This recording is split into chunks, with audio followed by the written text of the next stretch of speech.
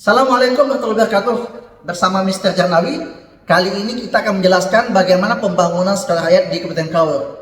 Kabupaten Kaur patut bersyukur karena dari 100 lokasi yang ada di Indonesia, salah satunya ada di Kabupaten Kaur. Kita itu mendapatkan jenjang SMP maupun SMA. Luar biasanya Bupati kita Pak Busra Fauzi dengan Wakil Bupati Abdul Hamid mampu sekolah rakyat berada di Kabupaten Kaur. Nah, bagaimana penjelasannya dan apa keuntungan, manfaat ketika anak kita bersekolah di sekolah rakyat? Simak baik-baik video ini dan cermati secara bersama. Oke, ini adalah kita ini punya timeline. Ini dulu adalah timeline-nya bagaimana ada di 54 lokasi. Tapi kita punya timeline yang beda karena kita ini Kabupaten Kaur ini termasuk timelinenya yang 1B ya. Kita lanjutkan, yang berikutnya adalah ini kesiapan satgas, kesiapan kurikulum, kesiapan guru, kesiapan peserta didik. Semuanya mempunyai report yang jelas ya, punya perencanaan yang jelas sehingga bahwa hari ini jangan ragu bahwa semuanya ini disiapkan oleh pemerintah pusat. Pembangunannya itu disiapkan oleh Kementerian PU. Bagaimana dengan kehidupan anak-anaknya, baik dari ujung kaki sampai ujung rambut, semua pakaian, makanan, itu semuanya ditanggung oleh Kementerian Sosial. Bagaimana dengan gurunya, itu semua adalah dilakukan oleh Kementerian Pendidikan Dasar dan Menengah. Oke, kita berikutnya kita jelaskan, yaitu adalah ini adalah tim penyelenggara sekolah rakyat. Jadi betul-betul ada Menko, kemudian ada Mendagri, kemudian Menteri Sosial sebagai direkturnya. Nah, bayangkan ada Satgas Pembangunan Satgas, itu diketuai oleh Kemenpu. Kemudian ada Satgas Satuan Tugas Guru dan Teknik, itu Kemendikdasmen yang akan mengaturnya. Ada Satgas Peserta Didik, inilah Kemensos tanggung jawabnya. Kemudian ada Satgas Kurikulum, Kemendikdasmen. Ada Satgas Media dan Komunikasi, ini ada Komdigi. Kemudian ada Satgas Pengawasan dan Penganggaran ya, termasuknya ada di sana. Terus kemudian siapa muridnya? Murid yang ada di sekolah rakyat itu adalah yang pertama, mereka anak dari keluarga miskin, ekstrem dan miskin, yaitu ada di data nasional, data tunggal sosial ekonomi nasional, yaitu di desa 1 dan desa 2. Kemudian mereka yang lulus seleksi, mereka yang mendapatkan izin orang tua untuk tinggal di asrama. Kemudian siapa gurunya? Gurunya adalah penugasan guru SN atau penugasan guru P3K penuh waktu, kemudian atau penugasan guru P3K pada waktu, kemudian seleksi dan lulusan PBG maupun calon guru. Inilah siapa gurunya, artinya guru-guru yang terbaik yang akan dipilih untuk ditempatkan untuk mengajar di sekolah rakyat. Kemudian bagaimana kurikulumnya? Kurikulumnya ini dirancang adalah untuk kurikulum nasional ya, yang khusus, artinya memang model pengelolaannya input dan outputnya itu adalah ganda. Kemudian pendekatannya individual approach dan deep learning. Jadi ini betul-betul kurikulumnya akan seluruh Indonesia dari Aceh sampai ke Papua, kurikulumnya sama dan punya kekhususan untuk sekolah rakyat. Kemudian di mana saja sekolah rakyat dibangun?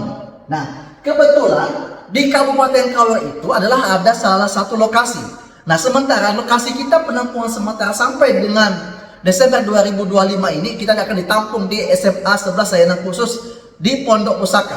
Sedangkan untuk yang permanennya ini sedang tahap verifikasi dan insya Allah finalisasi, akan ditempatkan di Desa Cucupan Kecamatan Tetap dengan luas lahannya 13 hektar. Kita sudah siapkan lahannya itu dan insya Allah nanti akan dibangun oleh Kementerian PU. Oke.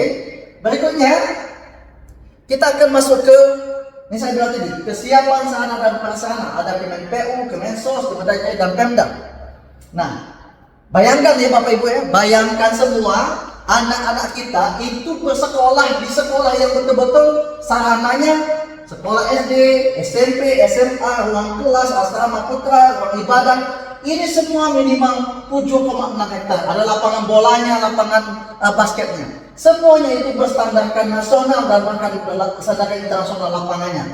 Bayangkan Bapak Ibu, privilege-nya luar biasa. Jika anak Bapak Ibu yang Desel 1, Desel 2 disekolahkan di sekolah rakyat, ini akan mampu untuk memutus rantai kemiskinan. Artinya ini, kalau seandainya orang tua kita, anak-anak kita bersekolah ada di sini, itu outputnya akan luar biasa.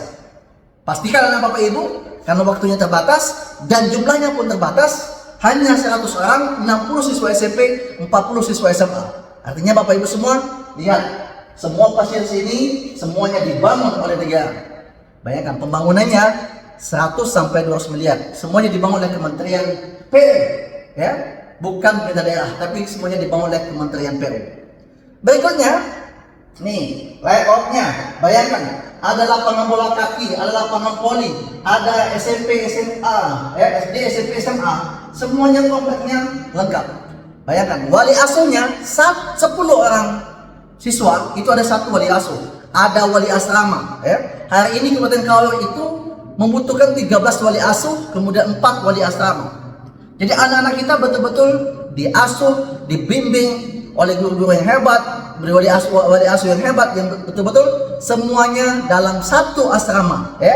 Semuanya dibangun dalam luasan 7,62 hektar. Artinya lahan kita siap 13,6 hektar, ini akan dibangun 7,62 hektar, ya. Berikutnya, nah ini sekolah pilihan jarak, oke.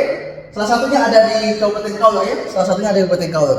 Berikutnya, nih arahan Presiden Prabowo, akan ada 200 sekolah. Kita sudah masuk di 100 sekolah yang pertama, dibangun oleh APBN, didukung oleh Kementerian PU. Sedangkan 100 sekolah yang lainnya itu akan dibangun oleh pihak swasta atau CSR-nya dari pemerintah untuk bangunnya. Dan kita bersyukur Kabupaten Kaur masuk dalam 100 sekolah itu, dan ini dia akan dibangun di Kabupaten Kaur. Ya, berikutnya nanti kayak ini titik lokasinya. Kemudian kayak ini luasan semuanya ada di ini adalah 53 di tahap 1. Kemudian kita itu masuk di tahap 1B, ya, Kabupaten Kaur. Kemudian ini kurikulumnya Kemendesmen sudah menyiapkan kurikulum persiapan learning preparator atau kesiapan fisik, kesiapan mental, kesiapan akademik, talent mapping.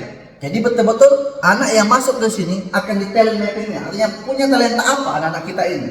Kemudian kurikulum soal kemas seperti biasa, ada intrakurikuler, ada ekstrakurikuler, ada kurikuler maupun kurikulum asrama. Ada penguatan karakter, penguatan spiritualitas, penguatan cita raya, dan penguatan bahasa. Betul-betul di sekolah rakyat ini kurikulum nasional digabung dengan kurikulum asrama, kemudian semuanya akan menjadi sebuah output yang luar biasa buat anak-anak kita yang sekolah di sini.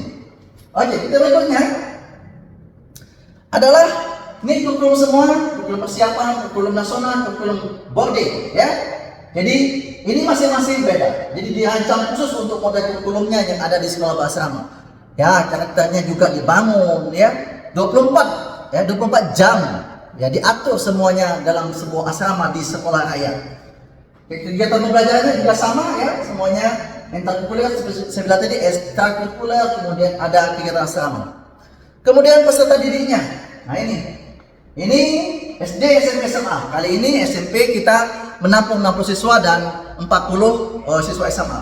Insya Allah tahun depan akan ditambah sesuai dengan gedungnya yang akan sudah jadi, yang semegah tadi yang kita lakukan untuk kita terima. Oke, berikutnya. Ini sama peserta didik. Oke, ini calon-calon siswa yang akan kita ini. Betul-betul makanya kita tiap hari verifikasi ada yang Desa 1, Desa 2, yang kemiskinan ekstrem sama kemiskinan, ya. Kemudian ini juga sama. Nah, ini saya bilang ada kebutuhan guru. Bayangkan di Kabupaten Kaur itu ada butuh 11 guru SMP dan 17 guru SMA, ya. Silakan Bapak Ibu yang punya syarat dan kelengkapan, syarat dan ketentuan yang memenuhi, silakan daftar dan memverifikasi untuk masuk menjadi tenaga guru di sekolah rakyat. Berikutnya, oke. Ini saya bilang tadi kebutuhannya ada kepala sekolah, ada bendahara, ada operator sekolah, ada juru masak, ada cleaning service, ada sapam. Di Kaur menerima 6 sapam, tapi hari ini semuanya dibatasi oleh ada syarat dan ketentuan dari Kemensos. Ada sapam, juru masak, cleaning service. Bayangkan Bapak Ibu, anak-anak Bapak Ibu masuk ke sekolah rakyat, semuanya dilayani. Masak tinggal makan, belajar tinggal belajar. Tinggal siapkan fisik dan mental untuk dibimbing menjadi peserta didik di sekolah rakyat. Berikutnya ada wali asuh, ada wali asrama. Oke, ini pengawasan semuanya ada 100 lokasi. Oke, perlu Bapak Ibu ketahui, bayangkan.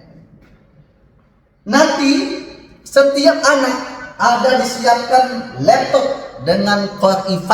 Bayangkan, laptop setiap anak satu orang. Ini indeks pembiayaan per siswa 48,25 juta per tahun. 48 juta Bapak Ibu, anak-anaknya dibiayai oleh pemerintah pusat yang membiayai. Nggak mau masuk ke Sukarayat, rugi, ya. Pastikan Bapak Ibu semua pembiayaannya dari ujung kaki sampai ujung rambut dibiayai oleh pemerintah.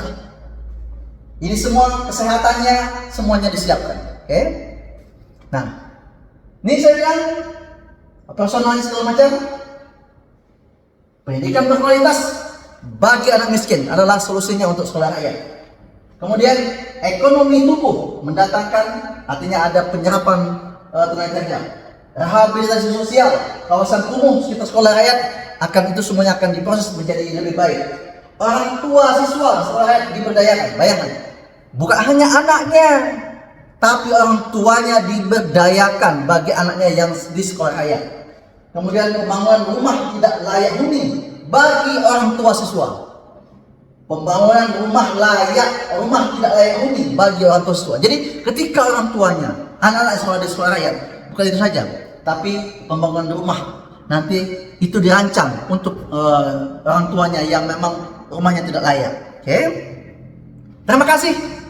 Ini penjelasan secara lengkap yang kami sampaikan pada hari ini. Mudah-mudahan orang tua yang menonton video ini, khususnya yang Kabupaten Kaur, yang berada di desa 1, desa 2, rugi anaknya tidak sekolahkan di sekolah rakyat. Kenapa? Kesempatan hanya satu kali ini ketika anak Anda masuk SMP atau masuk SMA, tahun depan tidak bisa pindah ke sekolah rakyat. Karena kita itu dibatasi oleh waktu. Saatnya kesempatan kita untuk anaknya masuk SMP, anaknya masuk SMA, masuk di sekolah rakyat. Mudah-mudahan penjelasan yang kami ini dengan semangat yang luar biasa, mudah-mudahan yang namanya anak keluarga kita yang kemiskinan ekstrim dan miskin itu bisa ditampung di sekolah rakyat dan semuanya dibiayai gratis oleh negara. Sampai ketemu di video kami berikutnya. Assalamualaikum warahmatullahi wabarakatuh.